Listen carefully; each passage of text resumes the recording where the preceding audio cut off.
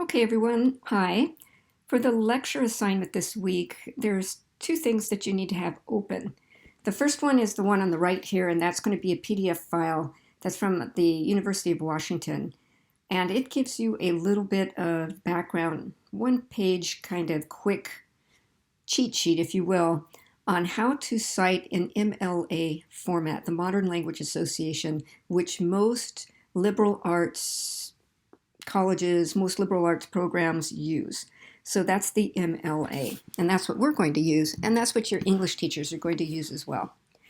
You can come over here on the left-hand side and go to the MLA site and also the Purdue site, which has an online writing lab where you can learn more about how to cite with MLA. I know we have done a little bit of this in week 11. But basically, it's a quick cheat sheet. So if you come over here on the PDF file, I gave you the link. I gave you the link under the lecture. And here it is. It's going to have it very, very smart and very, very quick for you. And it's going to go over books and newspapers and magazines, scholarly journals, both printed and online, your websites, which will also be your online articles, your television and radio, your interviews, a lecture or speech, a work of art that you might have referenced, or some photo sharing that you might have got off, let's say, let's say what it is, Flickr, and some of the other photo sharing sites, okay? So what you really need to do is look at what comes first, second, third, fourth, fifth, and notice that after every single bit of information, there's a period. So let's say that you had a book, an actual book from the library that you were going to cite in your paper. When you go to do a works cited page, that means all the sources that you use for that paper have to be put on one page, and you list them in alphabetical order.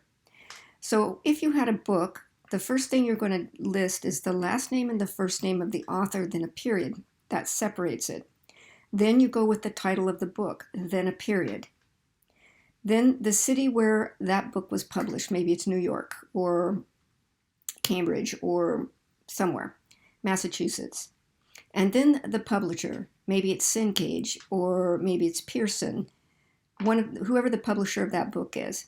Then a comma, because after you cite the publisher, you're going to put the year of publication, maybe it was 2011, and at the end of that period, you're going to put print. That tells people that that is an actual magazine or book, something physical that is not internet, okay?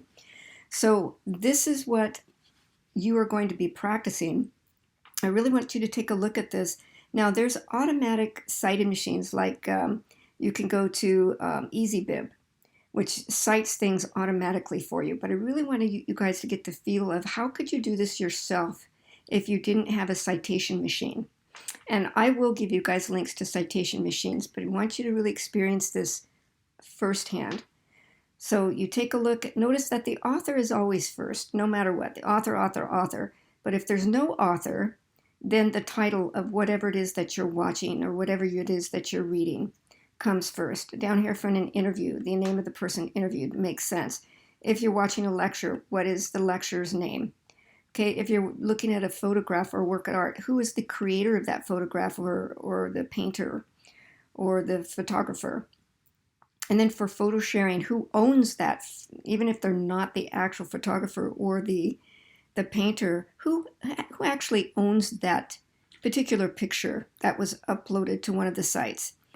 So the owner of that picture, not necessarily the creator, and then the title or source of the source, whether that's Flickr or wherever else that you upload your photos to, the name of the source, the web, the day, month, and year that you access that photo, and then the web address if necessary. Okay, so really take a look at all of these, and then that second website I gave you, again from the Department of Washington, your website is going to go right here.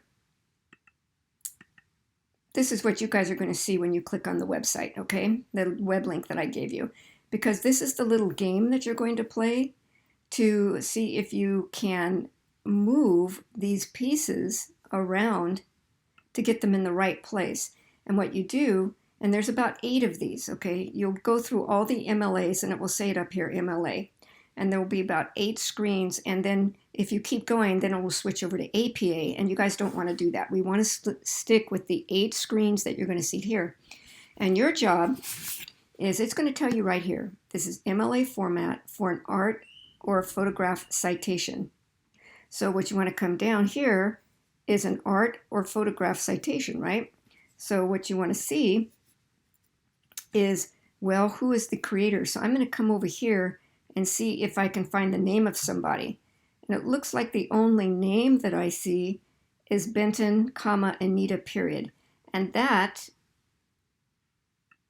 we're going to slide on over here. All right. So I've got the first part of what it asked me here. I have a comma after the last name because the comma means there's something else that belongs with this name, which makes sense. It would be the first name. The period means, okay, I'm done with that piece of information. So what do I need next? Let me go over to the photograph of artwork again. And let's see, it is the title of the piece. Now this might be a little bit harder, but we're trying to find what might be the title of the piece. Sometimes titles are in quotation marks. And so I have 2 here that are italicized. So I have to ask myself, is the title Anthropological Agrarian Studies or Hunting and Gathering? Well, I'm looking at a photograph, and I don't think studies is going to be a photograph. So I think the only thing here that looks like it's the title of anything would be hunting and gathering, because also it's italicized. And then it has a period, which means we're done with the title of the piece. And then we come over here, it says museum where original displayed, comma. So do we have a museum? It looks like that it is the Seattle Art Museum. So I'm going to move this here. Okay. And then we come over here, museum where original displayed, and then the city. So I have Seattle here. So I'm going to put Seattle. Oh, let's see here, Seattle already, comma, Seattle. If you come here, museum where original displayed, comma, city, and we already have comma, city here. So I don't have to move this one up. And this one wouldn't have been the right one because this said there should be a period after the city, and this one has a colon, and a colon means there's something to follow. All right, let's keep going. Then the title of the book. So I bet you that I don't have any other titles except this one because it's italicized. And Anthropological Agrarian Studies, that sounds like a book, right? Sounds like a really big book. So I'm going to move it down here because that would be next. And then, so I've got the title of the book, and then by book author if different. Do you see another author here? So I don't see another author, so that means it must mean it's the same one, so I don't have to move anything. Then the publisher city. We only have one city. And notice, look at the colon there. See those 2 dots? See the colon here with the 2 dots? So that must be this city. Okay. And then what comes after the publisher city? The publisher name. Seattle Press, because everything else is not a publisher name. So I'm going to put my publisher name there. And then date, period. The only date I see is the year here. And it has a period. Okay. And then the page number, that's easy enough. Page. I think I'll move all these over a little bit so I can fit my print. And the last thing that we see on a MLA citation for this particular type of citation is the word print. And you notice right here is the word print. Okay. So if I used that artwork in my paper, at the end of my paper, I would create a whole nother page called Works Cited.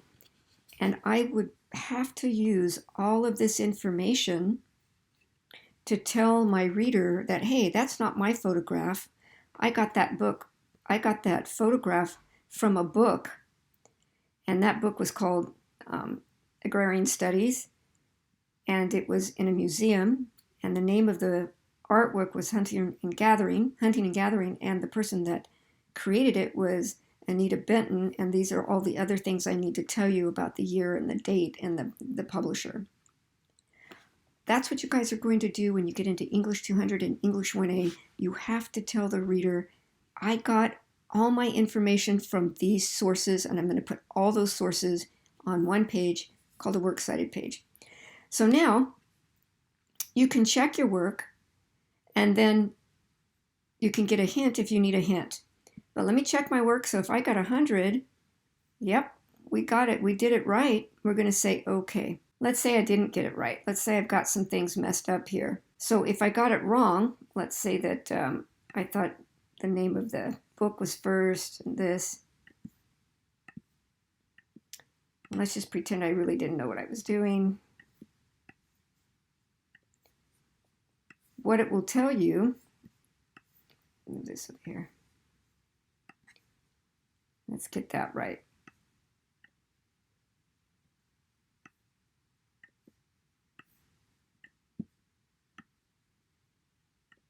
Let's check it. So it would say, look, sorry, try again. And then it will say, this much of your answer is correct. You got the author right and you got the title right. But everything else after that is wrong. So make sure you click on your hint, okay? So you can start moving these things around. But your best source is right here. Just go exactly line by line here, word by word, and watch the different punctuation so you can match the punctuation in here. If it has a colon or if it has a comma, okay? Give it a try. There's 8 to do, and do them as many times as you can until it becomes natural to you. I think you will really appreciate this exercise. Gets you just a little bit more ahead of the game when you go into English 200 and 1A. Okay, I hope you get a lot out of the assignment, and I will see you online.